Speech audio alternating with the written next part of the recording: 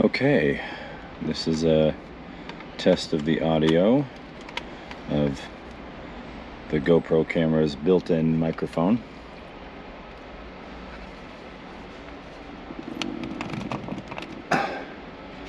We will see if it is satisfactory. Obviously in here it's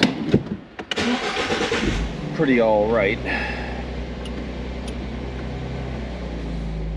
But we'll see how it is on the road.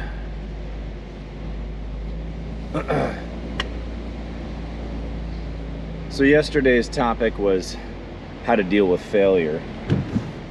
And I'm probably only going to be able to get shorts out of this, but I did a whole segment about how to deal with failure. I talked about not making it to the summit of Everest. I talked about losing lots of money to someone stealing it. And then I got home and realized that I failed to use the microphone input correctly, so there was no audio. So I'm gonna have to try that another time. And I don't want to do today because I don't want to be disappointed with not getting any results again. So I need better preparedness.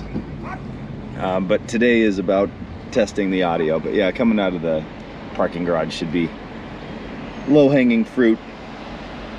I probably should have done this before I got going, but I was in a hurry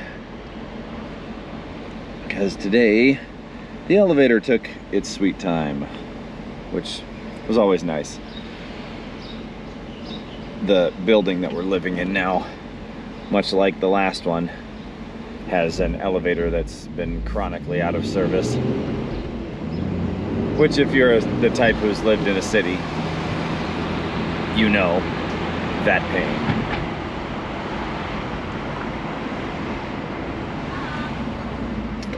All right. Ah, balls. I missed my opportunity. There we go.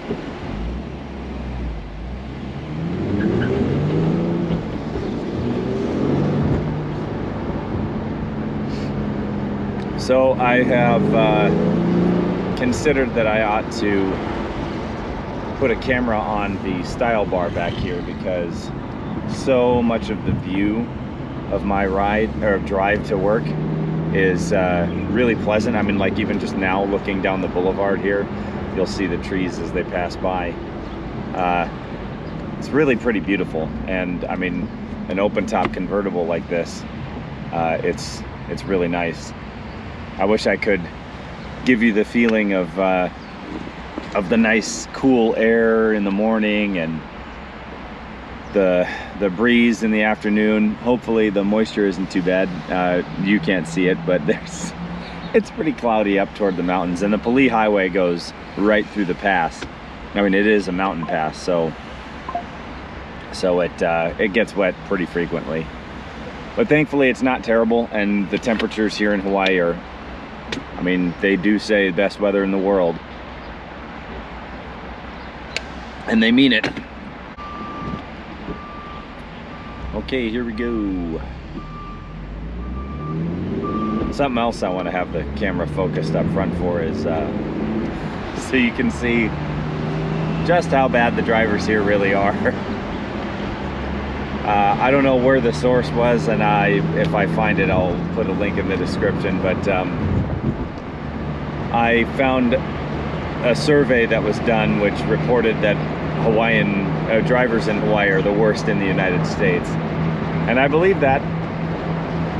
I believe it. I've been, the only place in the US that I haven't really been is as a driver anyways, in the center of the continental US, like the Midwest states and the states in like Texas. And I mean, actually that's not true. I've been to Texas a few times, so I think I can speak with some authority on the topic of driver quality in different parts of the states and the world in general, especially having the background I have about performance driving, as well as offensive and defensive driving.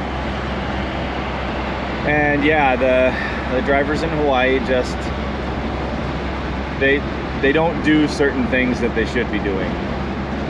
Mainly, they camp in lanes that they shouldn't. They don't have good lane discipline at all. They also are extremely timid. So anytime there's a spot that they need to accelerate to get up to speed to join the freeway, they stop. And I do mean that. They like, I'm not gonna say that it's every single person, because obviously that would be a little bit extreme, but it's close.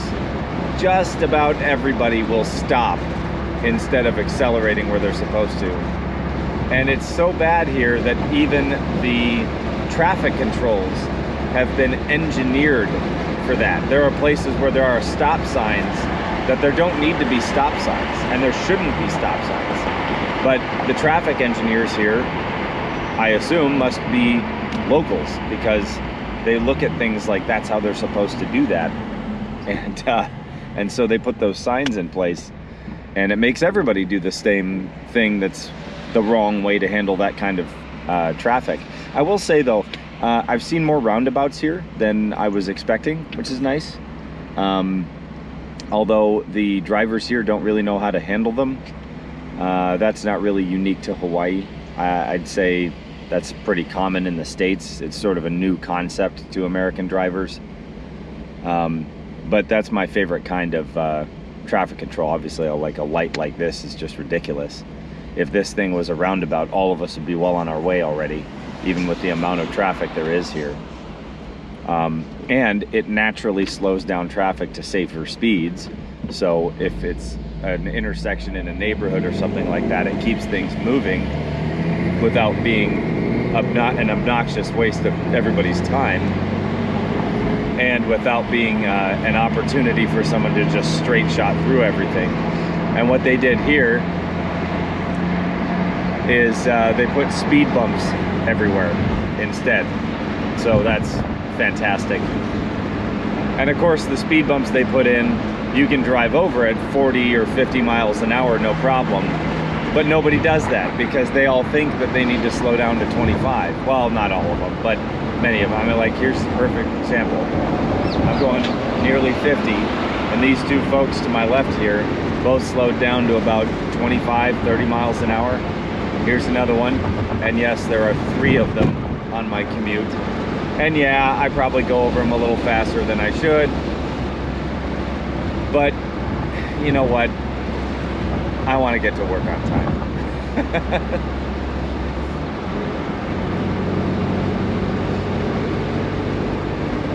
Oh, this is another example. Yeah, I definitely need to put a forward-facing camera in, because you wouldn't believe this. There are about, I'm gonna say, a half a dozen cars, no, a dozen cars, 3 lanes, and not a single one of them is in the right lane. Not one. I'm in the right lane. You're gonna see me pass every one of them. Yep. Welcome to Hawaii.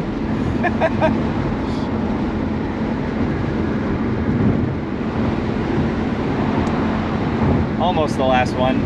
And then the next 3 are all in the center lane, because nobody uses the right lane here. They all think that they need to merge left to be able to get on the highway or freeway, and then they don't stay in the right lane where they belong.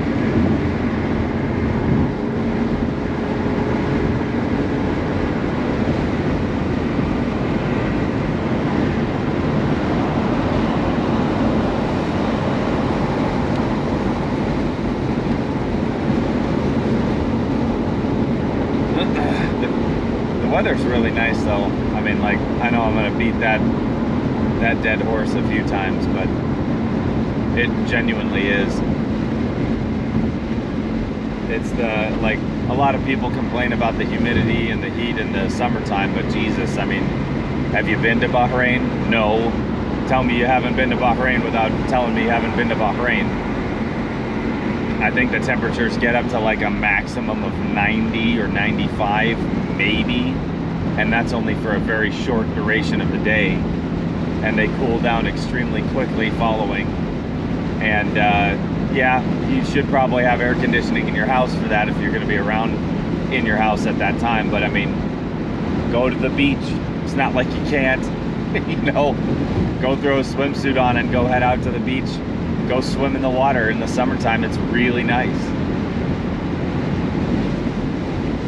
I mean, I love working where I work because I can walk outside and I can see the view of the bay and the mountains, and it's, you know, yeah, it rains pretty heavily occasionally. It's a tropical forest, you know, but that's not so bad. It's nice rain. It's not like rain in Seattle in the wintertime. Ugh. You know, and the view from where I'm driving to and from work is also very nice. Going over the mountain pass like this, I promise I'll put the other camera up so you can see it, but like right now, tunnel, and then on the other side of the tunnel, there's actually 2 tunnels. So we're gonna pass out here, we're gonna pass through the opening here, and then unfortunately, you can't really see off to the left once you exit the second tunnel here, but as soon as you make the next left turn, there's this really nice ocean / city view that opens up, and you might be able to catch a little bit of the mountain view from behind me.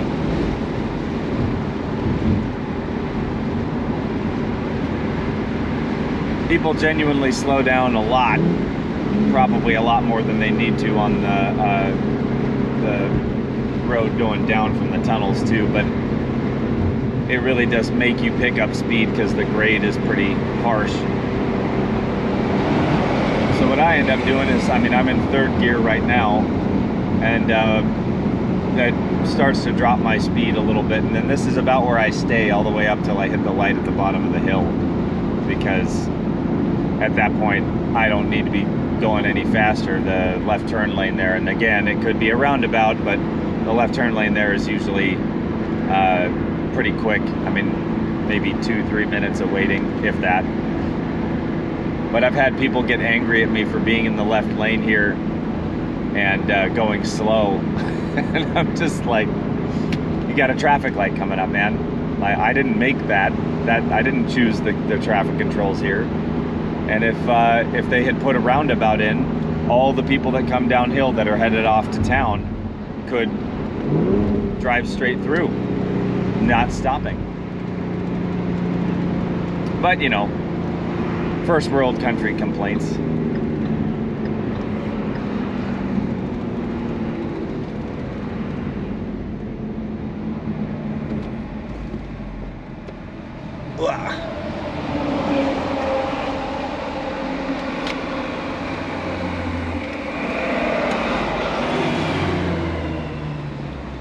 Yeah. This traffic light's placement is terrible.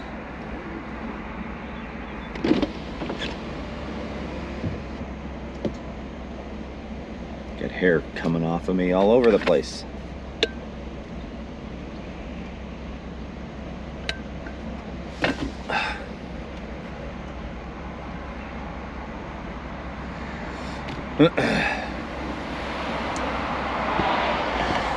Wonder if maybe I should do an episode of what really grinds my gears. You know what really grinds my gears? Not pushing the clutch all the way in. Yeah, I could do an episode on shifting technique, driving technique with 3-pedal, floating the gears, things like that. I got a lot of hate for that one in on a short in Poland about floating gears, which is not using the clutch to shift. And you know, I understood where the haters were coming from. Yeah, it can damage your transmission. In fact, it probably does. And if you have a clutch, you should use the clutch. But it's a good technique to know how to do, just in case your clutch cable breaks while you're driving or something like that for some odd reason. Or, you know, God knows what else. Clutch locks up, who knows? And it would just be useful to be able to continue until you can get to some place to repair the vehicle instead of being stuck in one gear. But yeah, I'll have to set up, I think the camera behind me would be the best thing, and then I'll have to set one up catching the pedal box for that sort of thing. But I'm excited for what I'm going to be able to do with the camera equipment and the Commute. It's just something that didn't cross my mind last year because I was training for Everest, and I haven't even put any video up from, I think I did shorts and stuff like that before for the training I was doing, but I was just too busy with what I was doing to really have the capacity to be creative with making videos and things like that. So yeah, not a whole lot of content came from that. But I'll tell you what, the experience was definitely eye-opening, and the site's breathtaking. It was a good experience.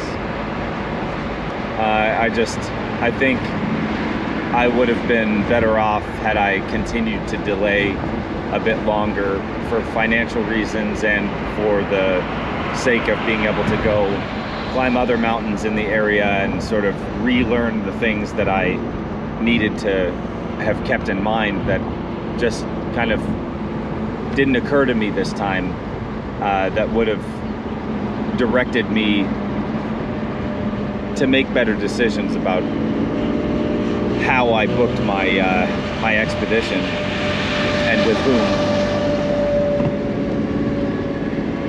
So I'm not going to get into all of that right now, but suffice it to say, I definitely could have done a better job picking an expedition team leader, and largely on account of how I operate, and it is for me to jive well with that person.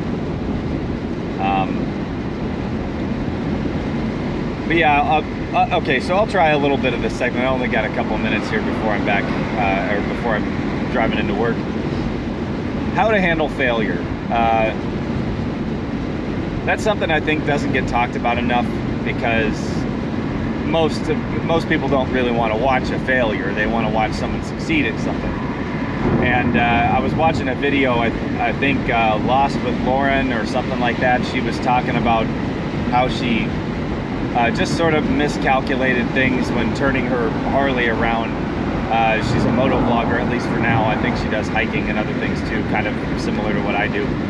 But yeah, she was just struggled with getting this bike picked back up after she dropped it.